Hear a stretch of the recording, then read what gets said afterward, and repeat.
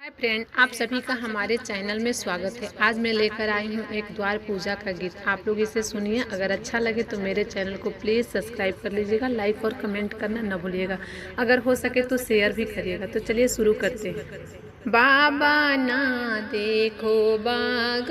बगीचा, बाबा ना देखो बाग बगीचा, बाबा ना देखो घनी फूलवारी, कहाँ रे दल उतरी, बाबा ना देखो घनी फूलवारी, कहाँ रे दल उतर। बेटी ला देबो बाग बगीचा, बेटी ला देबो बाग बगीचा, बेटी ला देबो घनी फूलवारी, मड़ुआ दल उतरी, बेटी ला देबो घनी फूलवारी, मड़ुआ दल उतरी, बेटी ला देबो बाग बगीचा, बेटी ला देबो बाग बगीचा, बेटी ला देबो घनी फूलवारी, मड़ुआ दल उतरी, बेटी खम्भनी खाड़ही झाँखे, बेटी खम्भनी खाड़ही झाँखे, बाबा हिरी फिरी धुइया मुहनी रेखे, पापा हिरी फिरी धिया मुहनी रेखे, बेटी किया तोहरो याजन बाजन थोर हो, बेटी किया तोहरो याजन बाजन थोर हो, बेटी किया तोहरो नायक छोट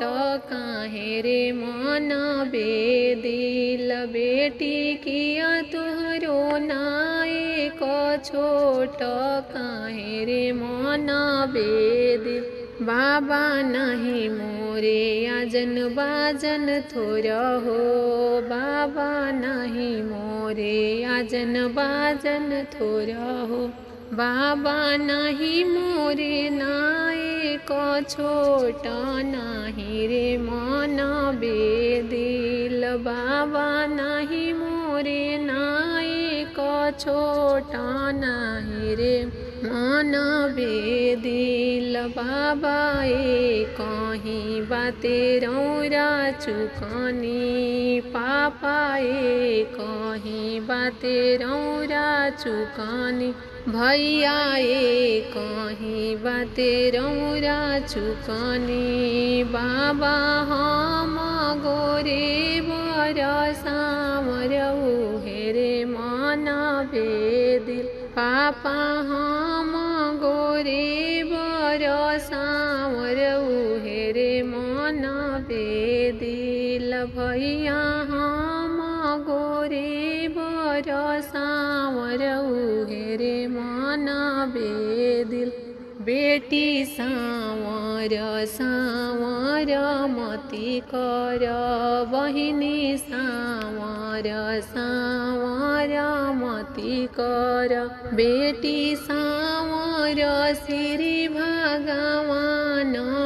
हेरे बर सुंदर, बहिनी सावर श्री भगवान हेरे बर सुंदर, बेटी बरावा के आमा बड़ी फूहरी, बेटी बरावा के आमा बड़ी फूहर, बेटी लावेली सरसों के तेल त धूप में सुतवली, बेटी लावेली तिसिया के तेल